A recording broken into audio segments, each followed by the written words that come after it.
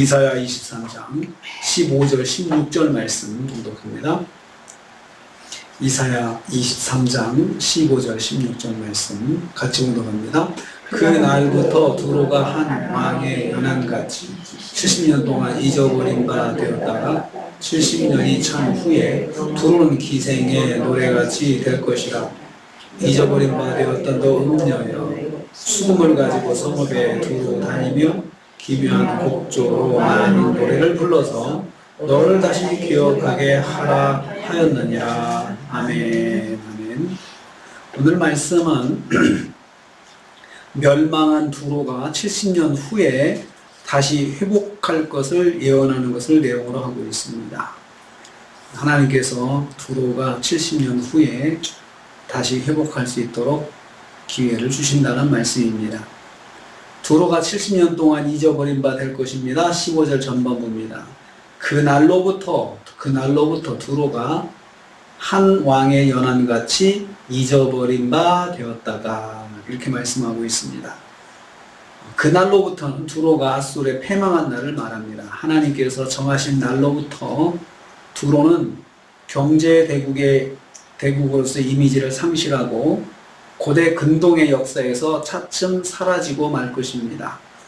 두로의 멸망은 유다의 멸망과 때를 같이 하고 있습니다.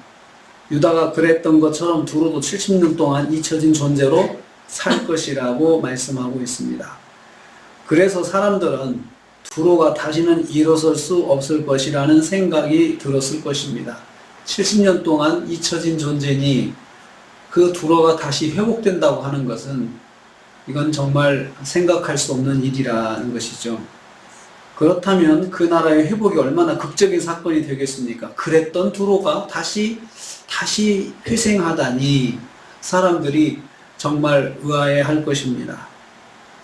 역사를 주관하시는 하나님의 역사가 이렇듯 상상을 초월한다는 것입니다. 하나님의 역사는 우리의 생각과 또 우리의 상상을 초월하는 하나님의 역사입니다. 두로는 멸망해서 사람들의 기억 속에서 철저히 사라질 것입니다. 그런데 그 두로가 다시 일어난다는 것입니다. 두 번째로 두로는 기생의 노래같이 될 것이다 했습니다. 15절 후반부입니다. 두로는 기생의 노래같이 될 것이다 라고 했습니다. 70년이 찬 후에 라고 했습니다. 70년이 찬 후에 하나님의 시간입니다. 모두가 잊고 있는 시간이죠. 이 시간 후에 하나님의 기적의 역사가 두로에서 일어날 것을 말씀합니다. 기생의 노래같이 될 것이다 했습니다. 이것은 한때 유명세를 탔던 잊혀진 기생이 다시 인기를 회복하기 위해서 관심을 끄는 행동을 하는 것처럼 두로가 다시 일어나 활동하게 된다는 것입니다. 왜 하필이면 기생입니까? 그러니까 좀 좋은 이미지가 돼야 되는데 두로가 마치 한때 날렸던 기생이 잊혀져 가지고 다시 이제 자기 인기를 회복하려고 하다 보니까 얼마나 많이 노력을 해야 되겠습니까? 그런 것처럼 그냥 별짓을 다 해서 어떻든 회복하려고 한다는 것입니다. 하나님의 시간이 되었을 때 두로가 다시 일어나게 될 것입니다. 모두의 기억에서 잊혀진 존재였던 두로가 다시 일어나 그 명성을 회복할 수 있도록 하나님께서 허락하신다는 말씀입니다.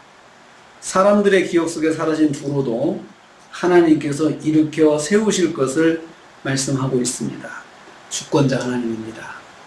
주권자 하나님께서 허락하시면 다시 기회가 주어진다는 것입니다. 세 번째로 두로가 다시 일어나 사람들이 기억하게 될 것입니다. 16절입니다. 잊어버린 바 되었던 너 음녀여, 잊어버린 바 되었던 기생 너여 라고 그렇게 부르고 있습니다. 다시 한번 두로의 현실을 기억하게 하는 표현입니다. 사람들에게서 완전히 잊혀진 기생 같은 존재였습니다. 새로운 즐거움으로 채워진 사람들이 지나간 기생을 기억할 리는 없을 것입니다. 그런데 그런 두로를 사람들이 기억하도록 하셨다는 말씀입니다. 두로가 수금을 가지고 성읍을 두루 행하면서 기묘한 곡조로 많은 노래를 불렀다. 두로가 열심히 노력하는 거죠. 두로가 재기해서 지중해 연안의 여러 나라 국가들을 다니면서 활발하게 국제 해상 무역을 다시 하게 될 것을 암시하고 있습니다. 두로가 다시 주변 나라들에게 자신의 존재를 각인시켜 줄 것을 말씀하고 있습니다. 두로가 철저히 멸망했는데 하나님이 또 다시 70년 후에 다시 회복하도록 기회를 주시는 것은 유다가 다시 70년 후에 돌아와서 재기하는 것과 때를 같이 하고 있습니다. 여호와께서 두로를 다시 재기하도록 인도하실 것입니다. 하나님의 자비와 은혜, 여기서 한번 생각하게 됩니다. 하나님께서 자비를 베풀어 주시면 그렇게 망했던 나라도 다시 한번 일어날 수 있도록 하나님께서 인도해 주신다는 것이죠. 그런데 이게 다 하나님의 백성 유다와 함께 일어난 일들입니다. 유다가 회복될 때 덤으로 같이 하나님께서 두로에게도 기회를 주신다는 말씀입니다. 오늘 우리는 하나님의 주권과 하나님의 은혜와 자비를 묵상하게 됩니다. 하나님께서 그래도 다시 기회를 주시고 하는 하나님의 역사가 있습니다. 또 하나님의 자비하심이 있습니다. 하물며 하나님의 자녀들에게는 어떻겠습니까?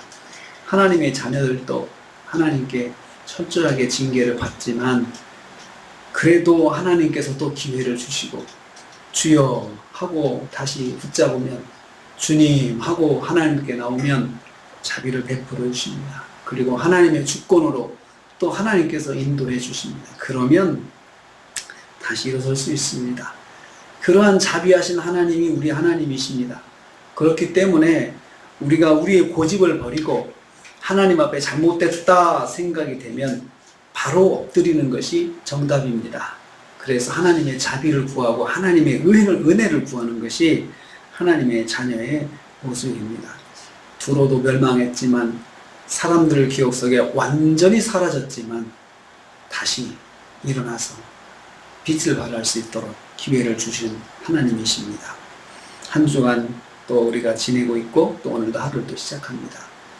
하나님의 주권 속에 우리가 삽니다. 그리고 우리에게는 하나님의 은혜와 자비가 있음을 기억하시고 하나님의 주권을 믿는다면 하나님의 주권에 맡기고 기도하는 것이 우리가 할 수 있는 것이고 또 우리가 하나님의 은혜를 구할 수 있는 것도 우리가 할 수 있는 일입니다. 그런 하나님의 은혜, 하나님의 주권 속에서 오늘 하루도 승리하는 하루가 되시기를 주님의 이름으로 축복합니다. 주님 감사합니다.